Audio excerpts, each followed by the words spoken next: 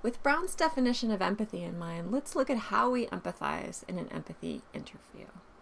The first thing we need to do is put aside our own egos, because this can get in the way of hearing good ideas that may not be our own. The second is to encourage storytelling. Ask your partner to say more about that. Can you repeat that? Ask one open-ended question at a time to avoid confusing your partner. You want to listen more than you talk. This is important for you to actually observe, what is this person doing? How is the person doing that? Why is this person doing that? So taking inferences or surprising insights away from the behavior that you're observing. And finally, you want to be an active listener. So what does an active listener look like? In an empathy interview, your main goal in listening to your partner is to understand their problem, need, or pain point. Sometimes this means staying silent. Other times it means asking deeper questions.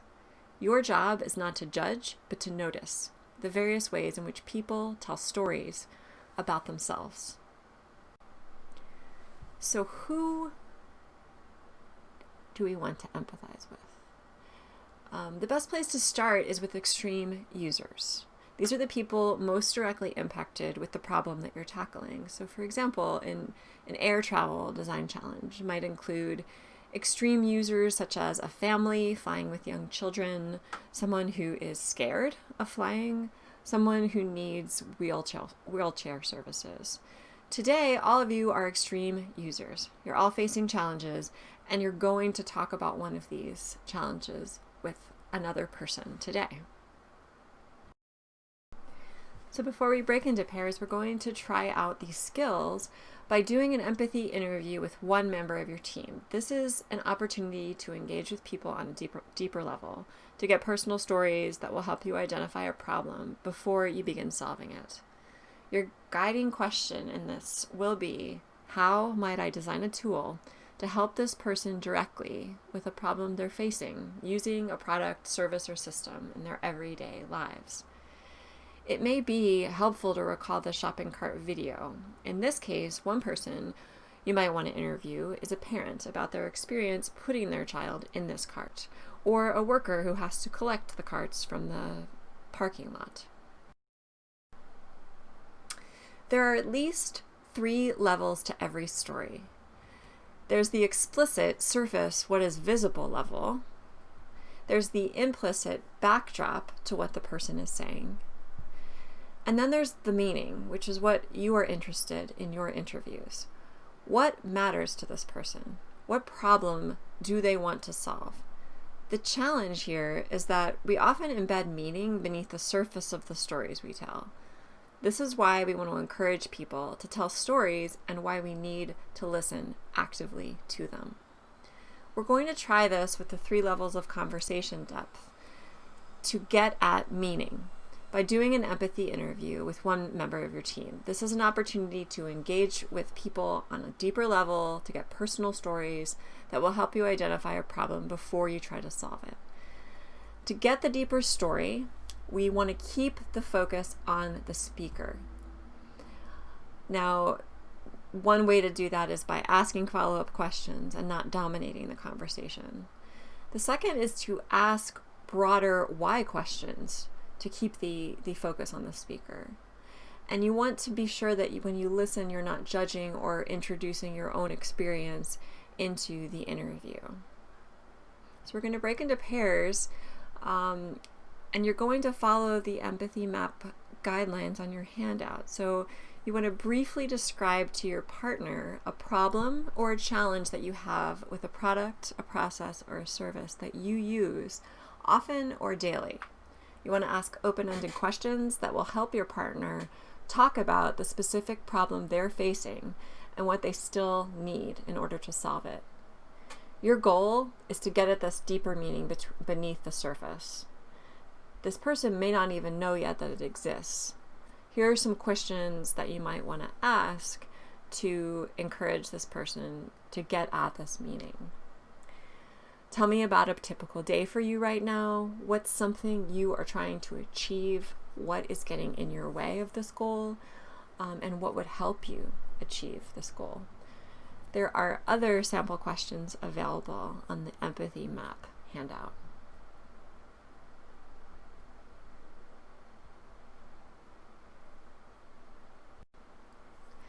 So using your handout as a guide, you want to fill in your blank empathy map as you're listening.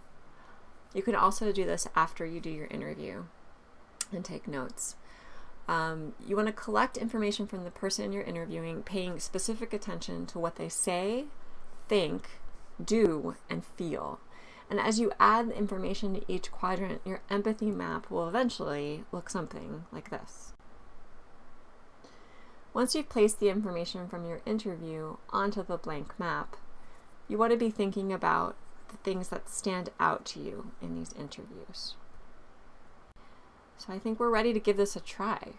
In your pairs, decide who will begin describing a specific need or challenge with a product, system, or service that you use daily. While this person is talking, the listener will ask questions and take notes on what the person is thinking, seeing, feeling, and doing in order to understand a challenge, pain point, or need they face right now. After 3 minutes, you will switch roles with your partner and repeat the process from the opposite perspective.